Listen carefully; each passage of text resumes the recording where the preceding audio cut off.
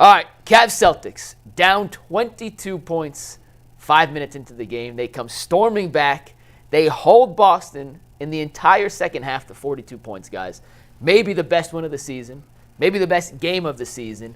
And we're going to break this down into a couple different components. But we'll start with some of the defensive adjustments the Cavs made to slow down Boston, particularly Tatum and Brown, who both had really good, productive first halves. Earl, did you notice the little change the Cavs made in the fourth quarter, which completely took Boston out of what it was trying to accomplish offensively? I did not. G, did you happen to pick up on that little nuanced change that the Cavs made defensively? No, I think you're going to tell us, though. I am going to tell you guys. And it's something that me and Steve Becker were actually talking about. So they traded for DeAndre Hunter, right? Yeah. And when they traded for DeAndre Hunter, the first thing we all said was, he's going to guard Tatum or Brown. Except what Boston does better than any team in basketball is they hunt mismatches. That switch game. They put 5 on the perimeter. They have the guy who screens try and get the switch, and then have Tatum or Brown or whoever attack the weaker defender. And for the first 3 quarters of the game, the Cavs just conceded every switch. Almost no resistance whatsoever. It didn't matter where the screen was being set. Didn't matter who was setting the screen. When they came up, they were hunting the bigs. They actually hunted Allen and Mobley a couple times, which you don't see happen very often. And they were hunting Darius Garland, which we all expected. But in the fourth quarter, Kenny Atkinson and that coaching staff decided we're not going to concede switches. We're going to try and fight over, and if we don't, we're going to at least hedge bump and make them recover. And I found a couple plays from the fourth quarter that kind of show what Cleveland did and why it complicated things for Boston and slowed them down. So you want to dive into some of these real quick? Jump in there. Real quick. Steve, you want to take this on the telestrate. I'm not even going to draw on this. We're just more talk about it. But this is Derek White being guarded by Darius Garland, and Dean Wade is guarding Jaylen Brown in this instance. Mm-hmm. Check the score, 116-114. The 2 possessions prior to this play, the Cavaliers conceded the switch. Garland was guarding Brown, and Brown got to the cup and scored on back-to-back buckets. 110-112, Brown on Garland. 112-114, Brown on Garland. Dean Wade did not get nearly enough credit for this win. His defense in the fourth quarter was phenomenal, and this play in particular, I think, is the shining example of the little things Dean does that don't get picked up in the box score. So they're going to try to set this ball screen and have Garland switch onto Jaylen Brown again. But as you can see, as he comes over here, watch how Darius stays on top of this screen, and then watch how Dean Wade doesn't concede the switch. White's going to turn back toward the sideline, and Wade hedges. He has the sideline as an extra defender. At this point, Garland could just stay there, right? Mm-hmm. If Brown flies out, Garland probably has to go with him. But because there's a half-second hesitation when Derek White turns to make this pass, Dean Wade's going to find a way to get back and recover. This sets up a one-on-one top of the perimeter here with Dean Wade on Jaylen Brown, a much better matchup. And then Wade knows the scouting report. What's the scouting report on Jaylen Brown? Man, you know good and well Jaylen Brown can't get to the left hand. Can't go left, right? Can't go left. Dean Wade also knows that. What does he do? You see high foot, right side, forcing him left. Look. Takes the pivot, makes him drive left, contests the shot, forces the miss. We'll go back and start it from the beginning here. But watch how Wade shows, gets to the sideline, doesn't concede the switch, and then gets back. And before Derek White even picks up the ball, Dean Wade's back on Jaylen Brown. That's not a switch. If that's Jaylen Brown on Darius Garland, the 2 possessions before, right to the cup. Because Dean Wade refuses to let that switch happen, hustles, shows, makes contact, and then gets back, the Cavs are in perfect help position, force a tough miss for Jaylen Brown. And McNuggets, 15 years ago, when I played basketball in high school, it was a cardinal sin. There was never – switching was not a thing. No. Like when you played man-to-man defense, it was like, no, you're going to hedge – you're going to hard hedge, and then you're going to get back and recover to the road guy wherever he's at. Then the Warriors come up I would say about 10 years ago, and they come with the death lineup, and then you had to start finding 4 men and 5 men that could switch on everything. And I think people are used to that now. People are used to having the least amount of resistance in terms of hedging, or I don't even know. Listen, I don't even know if they ice anymore. Is that thing?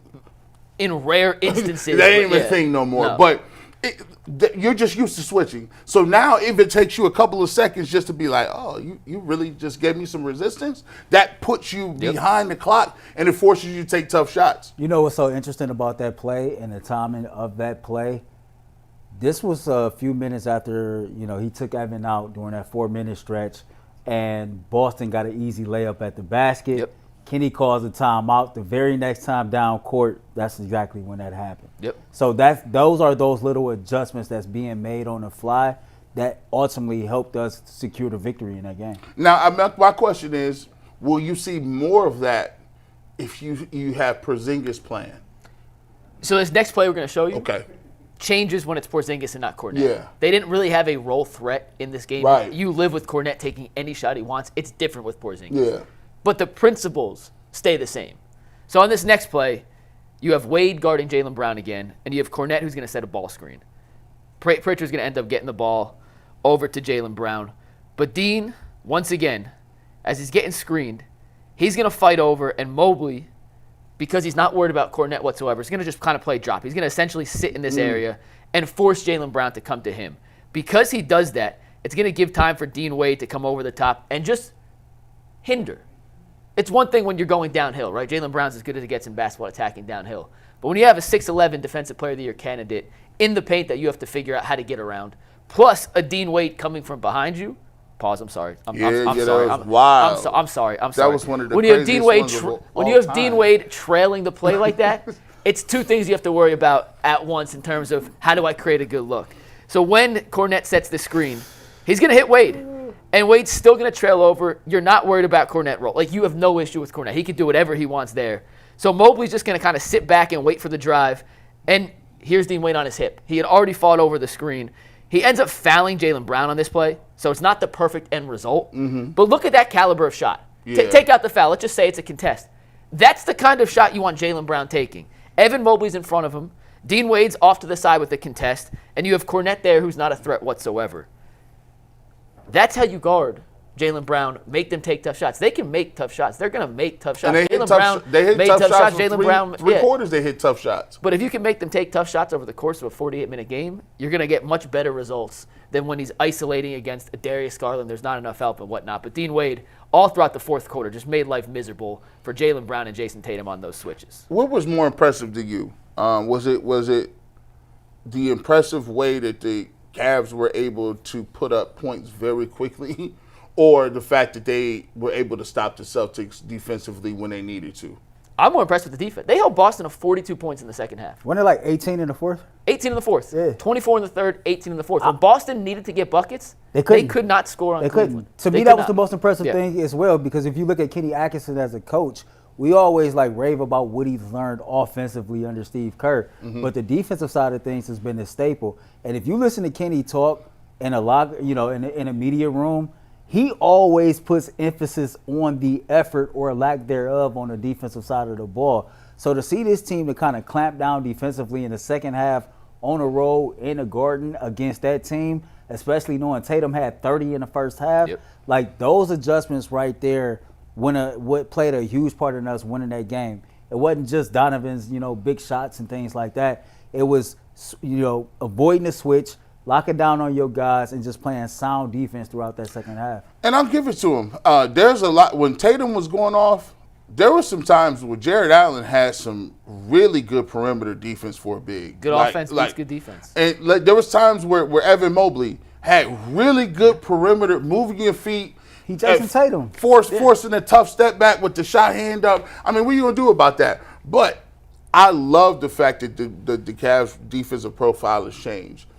It just looks different. Like, DeAndre Hunter playing with the rest of them two, it looks different. It's like there's no easy, little gimmies here or there. Or you can hunt out certain guys. If you want to play Strus, you want to play him, Garland, and Mitchell, you can hunt out that stuff, but not when you playing the two bigs and Hunter. And I think, do you believe that this was one of the little wrinkles that people talk about his gamemanship? Maybe Kenny don't want to show everything. Is that something that they said, okay, we'll give you that for the first 3 quarters, see how you do, but we'll flip this a little bit because this might be a little bit the way we're gonna play this. if we see you again? It's possible. I'm gonna say no. Because I've never seen them hedging before that. I'm gonna say no. Kenny's wanted to switch, and they feel comfortable switching because they typically like Allen and Mobley guarding guards and wings on the perimeter, but Tatum was cooking them in the first half. And when he's making shots like that, it doesn't matter if you have Dennis Rodman, Scottie Pippen, like he's going to make those shots. And if Dennis and Scottie ain't stopping you, turn the video game off. And you mentioned Hunter, G.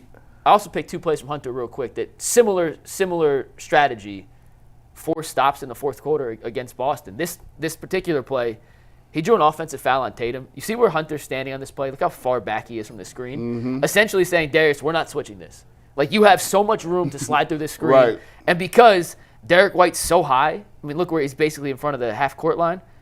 Even if he takes 2 steps in, you live with the Derek White three-pointer from this area. So he's playing back.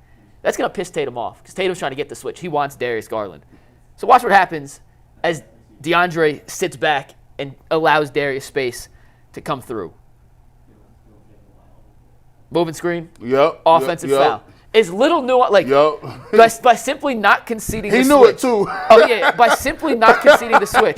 Tatum starts the screen here and finishes the screen here. Right. You want to talk about a moving screen? That's a 3-foot moving screen. Turns into a turnover. Shout out to Darius for selling it too. Yeah, but it turns into another possession for Cleveland. And Kenny talked about they won the possession battle against Boston by 7. They had 7 more offensive possessions than the Celtics did. Why?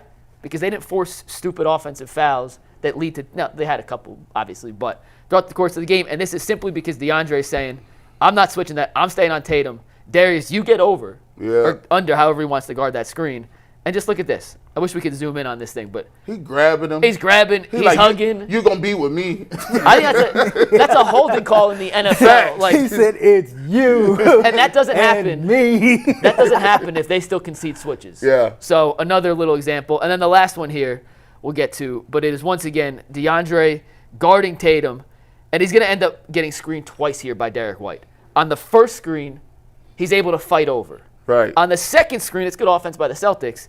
He gets caught up, but by the time Tatum gets the switch he wants, there's 7 on the shot clock. That's what we like to see. He can't post up, take 7 dribbles. Dance, step He has back. to go immediately. And Tatum ends up scoring on this play because the Cavs don't have a big to get the rebound. I'll let it play through in a sec.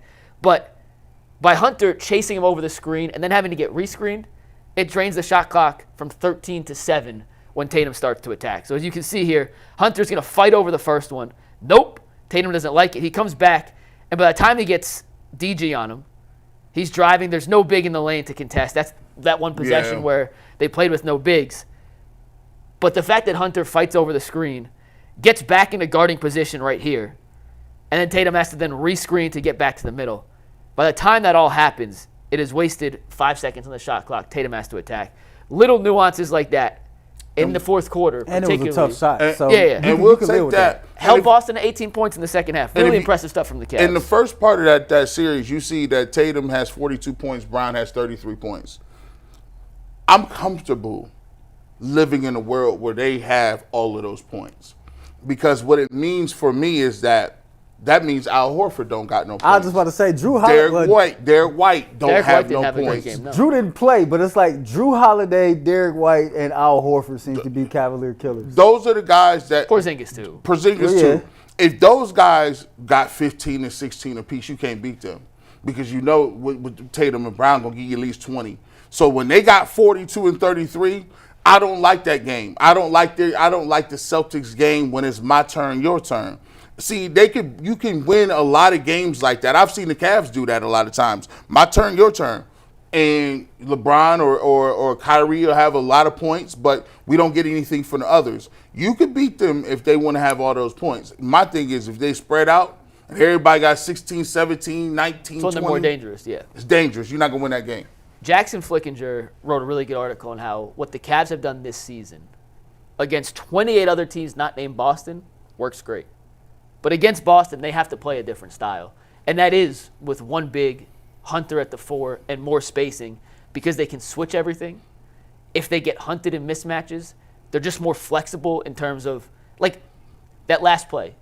If that's Jared Allen instead of DeAndre Hunter, he's not running over a screen then chasing back. No. That's just not in his arsenal. It's no disrespect to Jared. Yeah, he's that's a just 5. That's not what a big man does. They have to play in that proverbial small ball lineup against Boston to counter what Boston does.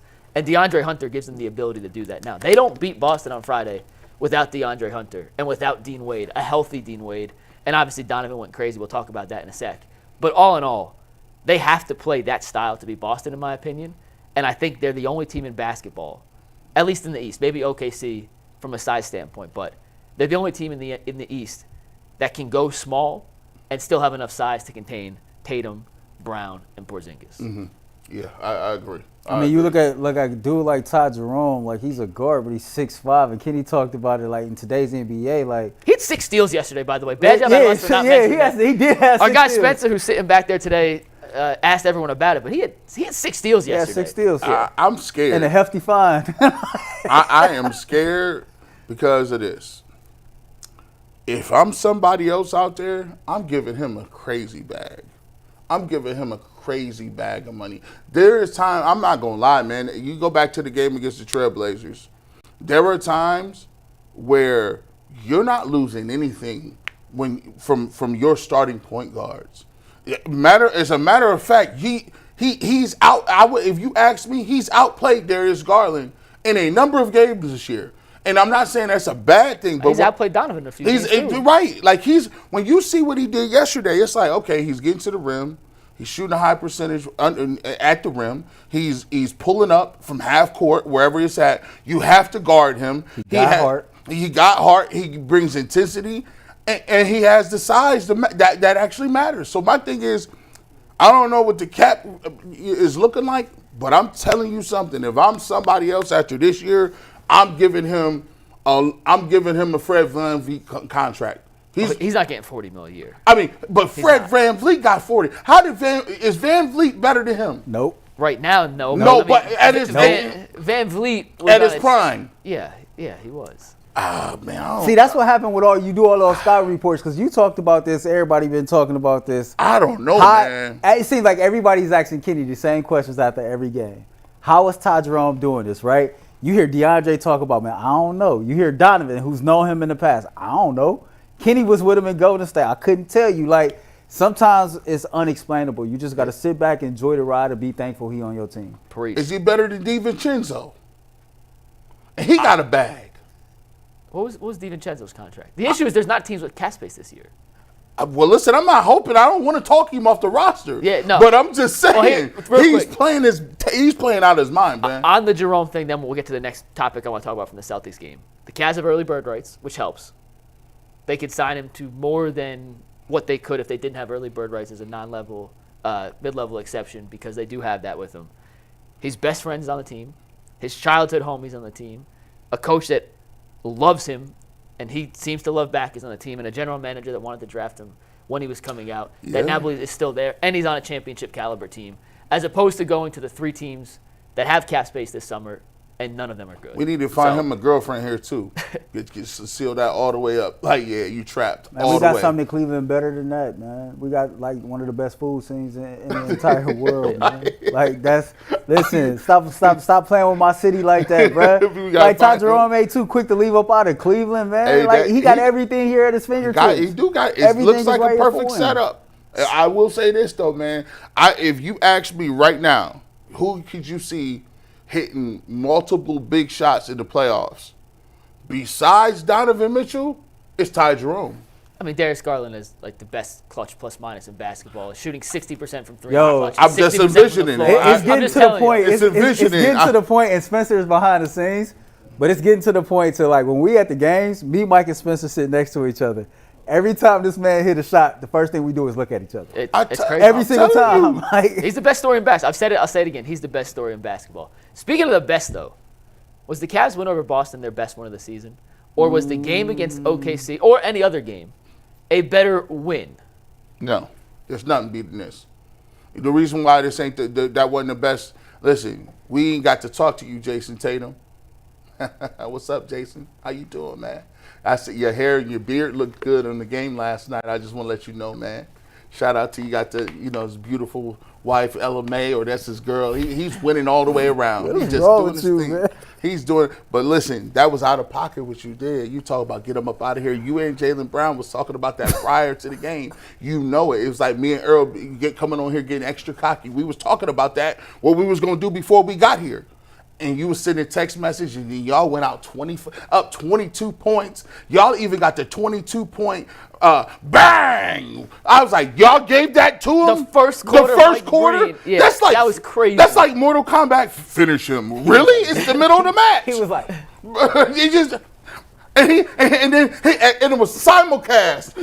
He was doing it one way, and Jaylen Brown was doing it the other way at the side of the court. Like it was like, listen, look at this. Look. You saw it. Look, simulcast at the same time. I'm sorry. Listen. Fire and ice, ebony and ivory out here just setting it up for us. You know what? You know what we did for you? We came all the way back. And at the end of that game, y'all was looking wild. Listen, even y'all had Doris. I love Doris, bro. Even Doris was over the top in the first half. I don't know how the Cavs are going to come back from this. And at the end of the game, Richard Jefferson over there like, I told y'all boys. Yeah, look. let him know. Big perk. It was bad for everybody. That was the game we needed to solidify that we're not playing with nobody, McNuggets. OKC was a nice story. Oh, it was a great game for the NBA, and look what we're doing, our product. We don't care nothing about that. We came to you, Boston Garden, we got busy in a Burger King bathroom, right back, Earl, and listen, yeah. I think that's the bigger win, man. It's crazy because, like, you know how, like, you go through some stuff in life and you don't really understand why you going through it or why it play out that way, but you realize the lessons that you learned and said time is really setting you up for a bigger play down the road. That's how I looked at that win versus the Boston Celtics, right? We didn't struggle in that arena against that team, and we struggled primarily throughout that game. But we made the adjustments. We believed in ourselves. We showed some resiliency, some fight, some grit, and we got back in the game, and we ultimately won that game. Stuff like that goes a long way in boosting your confidence and preparing you for whatever's to come down the road. So a win like that in the end of February, no, it ain't going to do too much for you if you match up against the Boston Celtics in the Eastern Conference Finals. But if you ever find yourself in those type of adverse situations again, you do got something that you can go back to, you know what I mean, and pull from, use those receipts, and then you got that in your back pocket. As we like to say, like in the spiritual room, you got another tool you can use, you know what I'm saying, to go up against whatever that's coming up against you. Make a withdrawal from the bank real quick. And so, like, stuff like that, man, like, it matters because you got to think about the opponent, you got to think about the time of the year, and you got to think Kenny has talked about everybody in that building is putting emphasis on post-All-Star. So to get that type of win on the road, you got to think about it. The situation was similar to what it was when we was in OKC. By the time you were in the first quarter, look up, it was over. And you like, damn. They was trying to get us up out of here. This over. And so even in that moment, it was a growth moment because unlike against OKC, we never stood a chance to come back in that game. That game was over with. We came back, we fought back, we learned something about ourselves. Games like that build character. And you're going to need those character building games when you're going up against this particular team if you're trying to go win the NBA championship. I don't think Friday night was the Cavs' best performance of the season, but I do think it was their best win for a lot of the same things you guys just articulated. Down 22 in Boston. The Celtics got superhero performances from their two best players. Tatum and Brown, they flop, whatever. They both played their tails off, like 46. Tatum had 37 and 30, 10 and 10 at some point. That's crazy. Like, they played incredible. And for the Cavs to find a way to come back and win that game, slowly. Like, it wasn't like last night where burn. in a split of a second, they went from being down 13 points to the Jerome 3 to end the buzzer to next thing you know, it's a tie game and we're going back and forth. Like, it was a slow churn. And when they took the lead and then Boston took it back, I said, you know what? You can't do this now. Like you can't come all the way back, right, get the lead, and then Boston somehow pulls us out at the end because that's more demoralizing than anything else. It is. And then Boston took the lead. And then Cleveland came right back, took it, and then sealed the deal on the defensive end. They got big shots down the stretch from Mitchell, from Mobley, who was incredible in the fourth quarter. Hit a couple big Garland hit the closing one on Sam Hauser, who we're going to talk about in a second. that boy needs to go in witness protection. You put that boy in a blender, boy. I've seen bananas in a blender spend better chances against living through that than Sam Hauser. Mobley hit 2 back-to-back threes. Mobley was grabbing He offensive called boards. for it. Yeah. He called for the corner three. He like, hey, run that. So I think they played better. Like the OKC game, they played a better game. And considering the Celtics didn't have Drew or KP, like you could knock that if you want to. I'm not knocking it at I'm just all, saying they was whooping our ass. If you were looking But for it's fans that it was No, like no, when no, you did the I know. post game, people Yeah. was knocking that like saying, well, Porzingis one I year, don't care Drew about Holiday that. was No, there. I don't care. Who Yeah, cares yeah, about yeah. that, man? Because nobody was screaming that noise when we was down 20-something points. Like, Exactly. get outta So here. I'm just saying, if you want to like look for something as a, you can say it. I don't give that any credence. But to do that in Boston, They was going crazy, man. They was going nuts. They had the highlighter uniforms Yes. on. I ain't seen them wear them all year. They had the announcers. They was going crazy. And it seemed like everything they threw up was going in. I was like, oh, this dude, that's another three. That's another one. That's it's the another epitome one. of a make or miss league. Right. Like to start the game, Boston could not miss. The Cavs could not buy a single shot, and you blink, and next thing you know, it's 25-2 or 25-3, and then over the next 43 minutes of basketball, the Cavs made shots and Boston didn't. And I like the fact that Donovan Mitchell in this play, Big 4-5. he elevated his game to saying like, listen, I'm in that room too. See, there's rooms in the NBA. Like, yeah, all stars hang with all stars. All NBA hang with all NBA. Then it's the superstars, and then it's the GOAT status.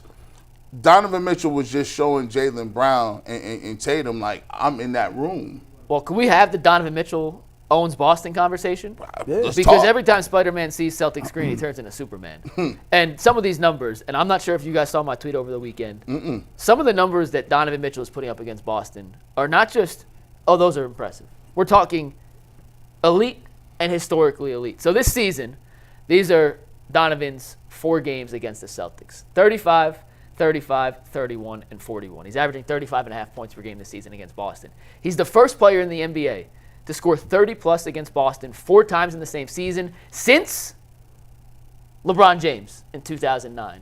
And with his 41-point performance on Friday, Donovan now averages more points in his career per game against the Celtics than any player in the history of the league. Take a look at that list. That's wild. Some big-time hitters on that list.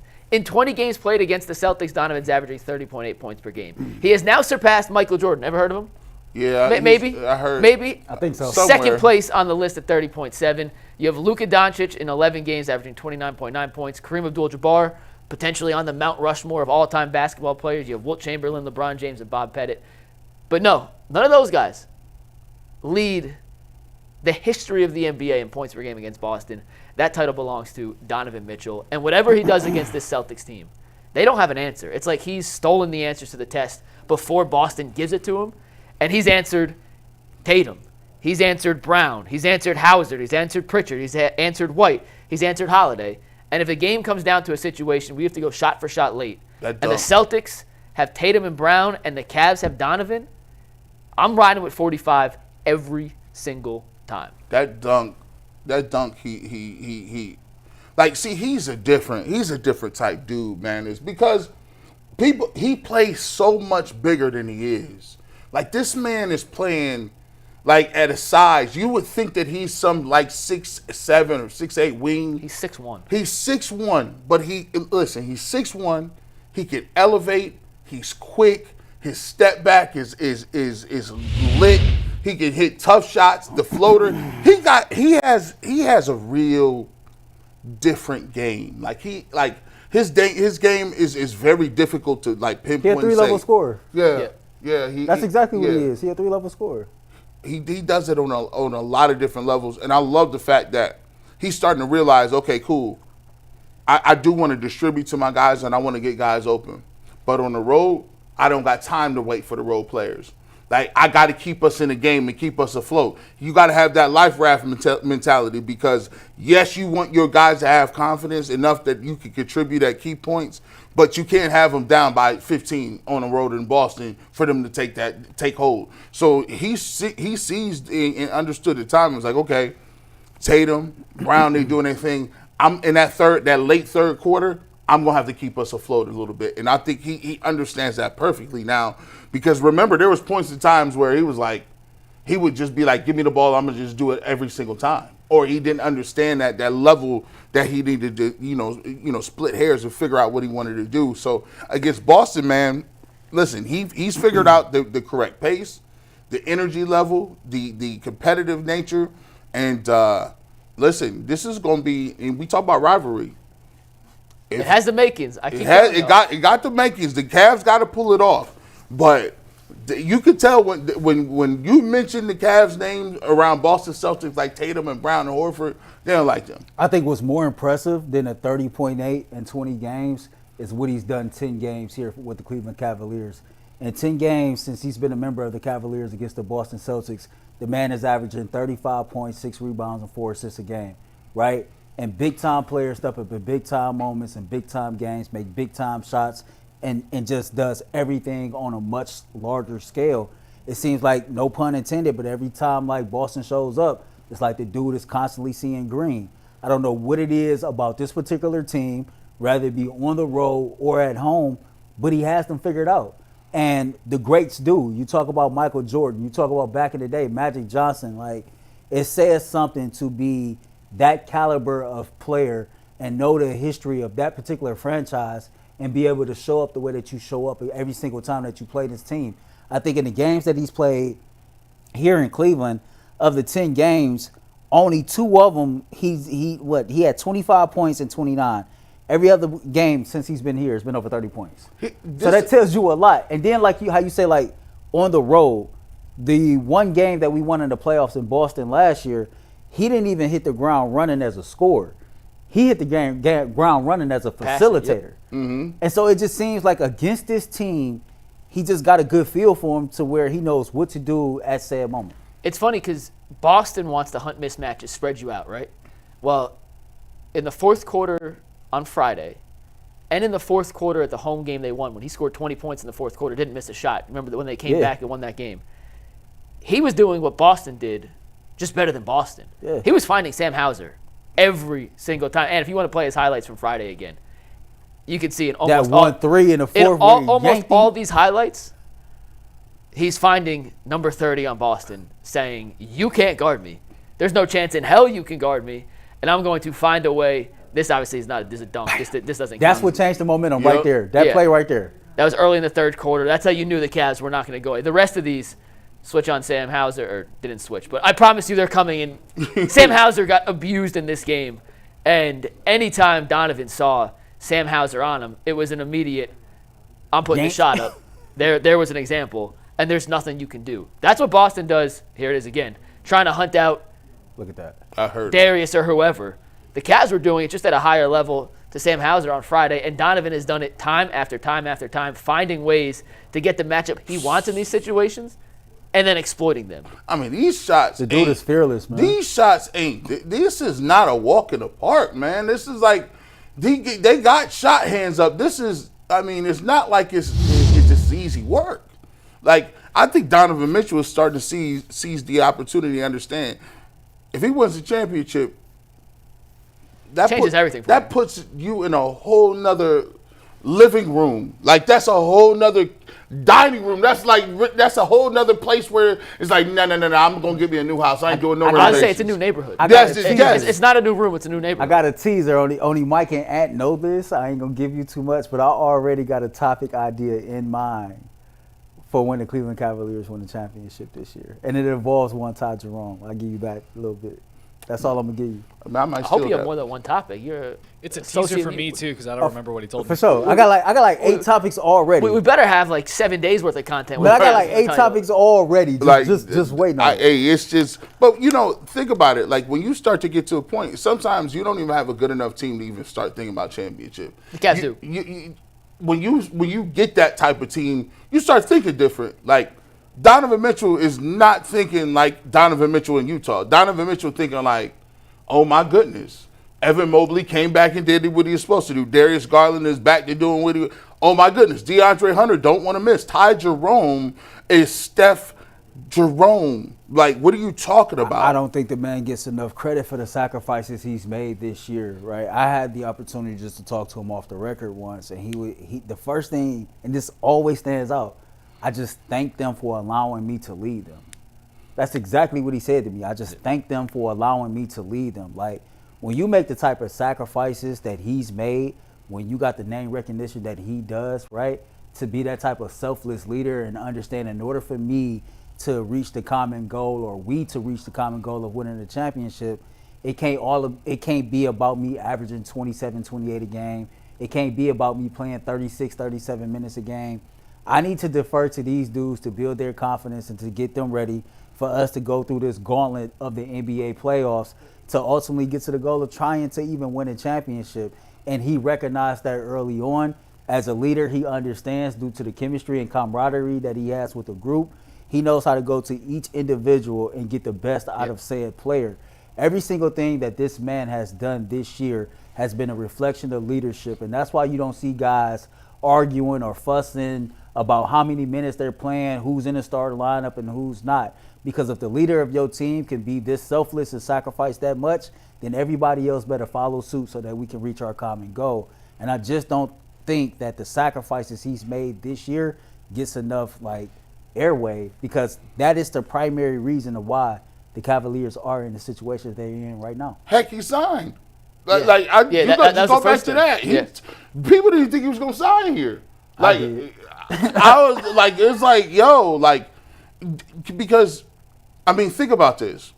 That is the first free agent, I'm trying to think about, in their prime that chose literally to sign here without something else. Look, LeBron, when he was in his prime, he didn't re-sign in 2010.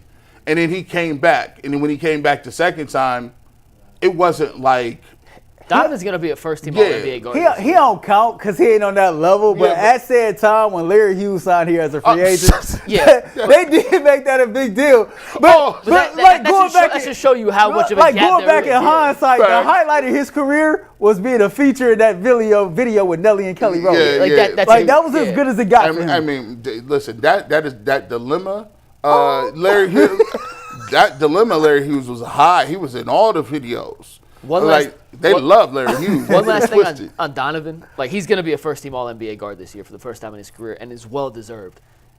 But it's no surprise that Donovan is his most efficient self this year. Darius has been at his best. Evan's taken a step forward. DeAndre in his 8 games here has been incredible. When you're surrounded by really good talent around you, it allows you to operate at the maximum of your capacity. DeAndre Hunter's never played with this much space on offense. Ever. And never had rim protection behind him like Evan and Jared Allen. He ain't never even had this many people in the stands. That's true, too. Donovan's never played with another ball handler creator like Darius Garland and like Ty Jerome. You heard what Ty Jerome said. Yeah. He's never had this much freedom. It's a chain reaction. Mm-hmm. Donovan sacrificing leads to other guys stepping up. When other guys step up, it makes the entire team more dangerous. When the entire team is more dangerous, everyone gets more opportunities. But it doesn't start without Donovan being the first one on the totem pole to sacrifice so everyone else gets to fit into their rightful role. And when everyone else around you is better. We can use this show for an example. We have our best panels out here, and depending on what topics are, we have better panels. Everyone fits into what they can. Jay can be the antithesis. Bull can be the arguer for the sake of arguing. G can be the analogist. Jason can be the guy. You know what I'm saying? Everyone has their designated roles. And when it all fits because the top down is willing to let it fit, you get the best result. And that's what the Cavs are doing on a nightly basis. Would you – I don't want to do this because are the Cavs – they kind of remind me of what the Nuggets did that one year. When they won the title? Yeah. When the Nuggets won the title, it was just you couldn't stop all of them. Everybody the Nuggets brought in was the most efficient, the best shot makers. They stopped. Do you compare the run the Cavs are having or would need to have to what the Nuggets did? No. Me neither. Because, Jokic is a unique, as good as Donovan is, talk about different neighborhoods. Mm-hmm. Donovan might be in Jokic's neighborhood now, but Jokic lives in the penthouse of that neighborhood. Mm-hmm. The most expensive. He's his own unique talent, and he has his own stratosphere, and he gets the best out of other people. But when you go back to that Nuggets run, they beat the Heat in the finals.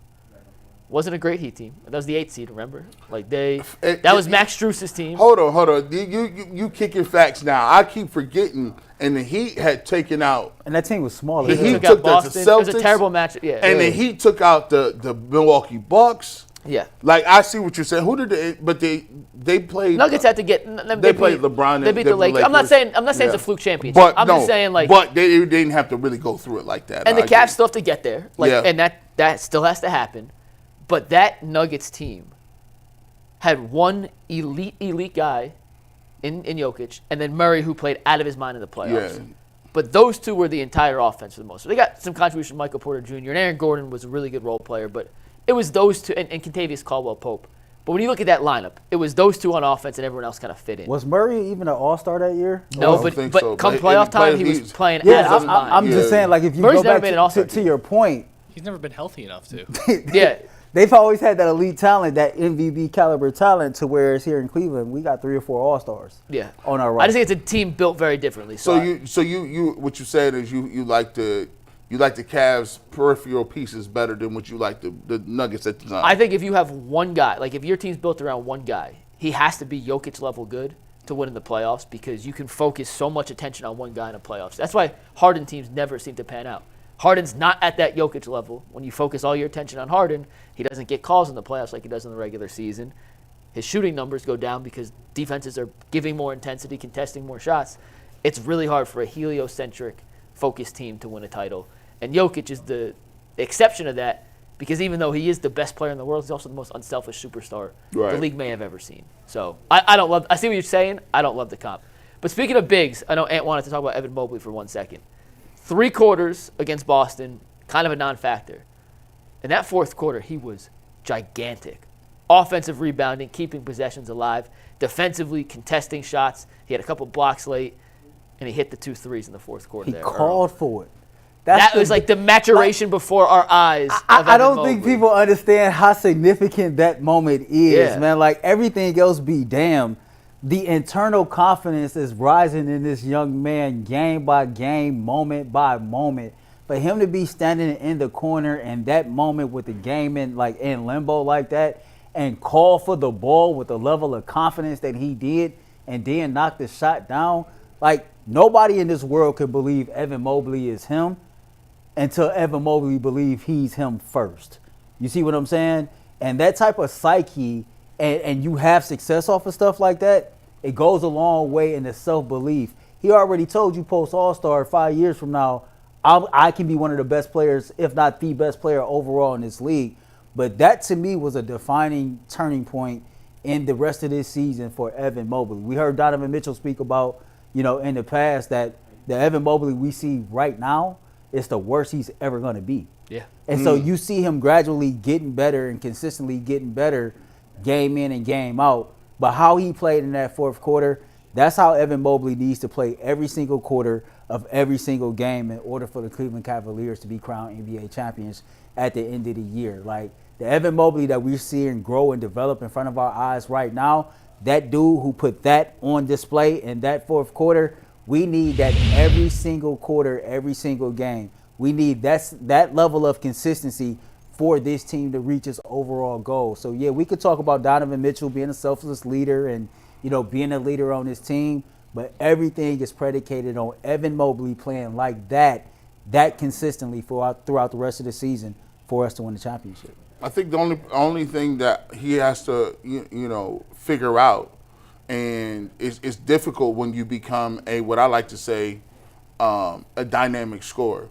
Like, when you're a dynamic scorer and you can start to add different places on the floor where you become more dangerous, you add more tools to your belt, but at the same time, it's trying to understand what tools do I need for this job. And so Evan Mobley in the game, you saw where, there were times where he was open and he needed to be aggressive from spreading the floor, from shooting threes. He knocked 2 threes down. Also, there was times where they switched and he found a small guy on him. And there was times in the game, and I was screaming at the television. They rotated the ball back to Ty Jerome, and he had a dude on his back. I said, "Oh, you got to give it to him. Got to give it to him." he turned around and gave it to him, and he either got fouled or put the ball up and was scoring. And that's where the next level comes from, because Evan Mobley can shoot threes. He's showing confidence that he can knock those threes down. But it's also a point in time where you're the only big on the floor, and you have to look around and say, oh, no, I got a little small dude on me. Let me figure that out and let me go down and crap. And that's the difference between the all-NBA guys, because they get it. You saw Tatum and Brown, they do it wonderfully. They shoot a lot of threes, but they also know, oh, I got this guy and I'm going to the rack, or I got this guy, I'm going to the post. And so whenever Mobley gets that, it's going to be dangerous, because then you're not going to be able to load up your defense, because you're not going to know where he's at. He can attack you from so many different places on the floor. That's the key right there. And I said it on Friday night. I'll say it again now. When Porzingis plays the Cavs, and I'll go back to the last game when Boston won here in Cleveland, and Strus got switched on him and then fouled 3 times in like 90 seconds. Mm-hmm. There's no answer for that, right? If Boston's going to switch the same way Cleveland switches on defense, and they do a lot of similar things defensively, as soon as Mobley gets Derek White, Drew Holiday, hell, even Jaylen Brown on him, get your ass to the post. And even if you don't necessarily score, when the ball goes into the post, the defense collapses, then you can kick out. Porzingis is actually more dangerous when he catches the ball on the roll. The defense comes, and then he kicks it out to the open shooter in the corner. That's what happened with Pritchard. You mentioned earlier the Celtics are more dangerous when you mentioned it, when everyone's involved. The attention Mobley is garnering now when he catches the ball in the post is night and day from last year. Last year, I bet you Boston would have said, all right, you want to go one-on-one, fine. Your post moves aren't that advanced. You have a size advantage, whatever. We'll live with that. Now, I love Mobley's chances scoring on either of the smaller guards on Boston if he gets that switch. And if he's going to do that and then Boston sends help, well, you have 4 elite shooters around you if DeAndre Hunter's in the lineup. And if not, the big-to-big passing between him and Jared Allen, we've talked about that in the past, is another weapon for the Cavs. So if they're going to switch the same way Cleveland switches on defense, when Mobley gets that mismatch, he has to be an aggressive offensive force, and the rest of the Cavs have to find ways to get him the rock. Because he can post up all he wants. Yes, sir. If they don't give him the ball, it doesn't matter. Get the ball in and let him kick it out. I'm listening to Mike talking, like, in that closing lineup, man, it's like you got two-way guys that can stretch the floor and defend. That's hard. That is hard to go up against. You know, and we ain't even talking about the all-star backcourt.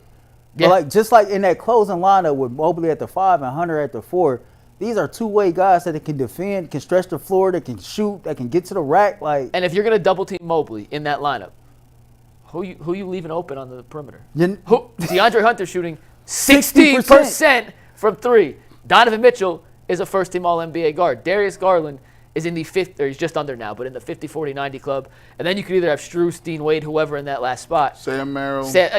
Pick your poison. It's a great problem for the Cavs to have in terms of we have too many guys that deserve these clutch time minutes. And not to say, and I'm looking at the people that they gave up, and not to say that those weren't 2 good pieces, but it seems like Hunter fits just too good, because he doesn't do a lot of the same dribbling that Karis LeVert has to do to get shots. No. He's not as sometimey as the jumper from George Niang, and he has bigger size and defensive prowess than both of those players. It's almost like you took the best traits from both of them and put it together, and you got one person and made them taller, and made their arms longer. It's wild. The beautiful thing is, because yesterday was my first time really getting a chance to be around him, because of everything, but it doesn't seem like chemistry was disrupted at all. And so when you can get better on the court and you don't lose anything in a locker room, that's a win-win situation right there.